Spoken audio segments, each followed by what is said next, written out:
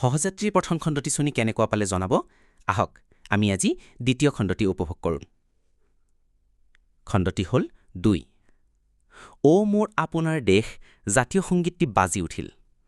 ছাত্ৰ ছাত্ৰী, শিক্ষক শিক্ষয়িত্ৰী, কৰ্মচাৰী সকলো য'ত আছিল তাতেই ৰৈ গ'ল।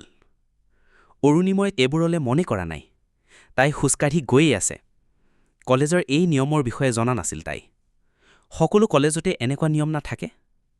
সকলোকে মূৰ অলপ তললৈ কৰি ৰৈ থকা দেখি কি হৈছে একো বুজিব নোৱাৰি তাইও ৰৈ গ'ল।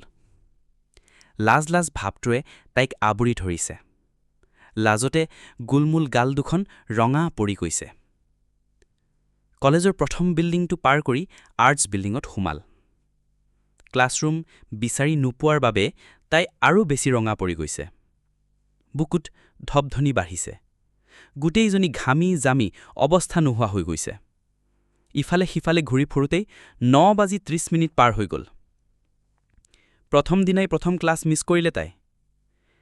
হাই কাৰোবাৰ মাতত পিছফালে ঘূৰি চালে। মই বৰ্ষা, তোমাৰ নাম? বুলি কৈ অচিনাকি ছোৱালীজনী তাই ওচৰতেই ৰ'ল। অৰুণিমা বৰুৱা, তাই উত্তৰ দিলে। তাই উশাহটো ঘূৰাই পোৱা যেন লাগিল। আজিয়ে প্ৰথম আহিছা ন তুমি? ক্লাছৰুম বিচাৰি পোৱা নাই চাগে ন? কোন ডিপাৰ্টমেণ্টৰ? চিন্তা নকৰিবা, মই আছোঁ নহয়। মই পিছে অসমীয়া বিভাগৰ ছাত্ৰী।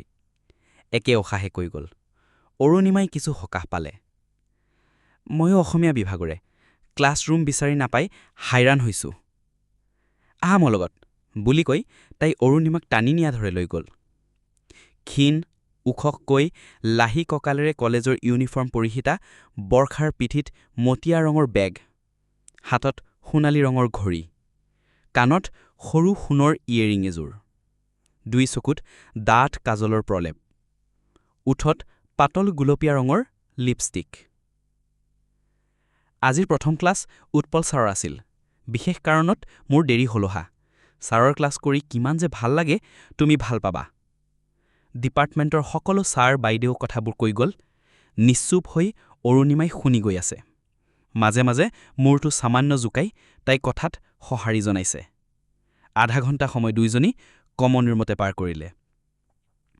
বৰ্ষাক লগ পাই অৰুণিমাৰ ভয় শংকা আঁতৰিল। মনটো পাতল পাতল লাগিছে। 10 বজাত দুয়োজনী ক্লাছৰুমৰ ফালে খোজ ল'লে।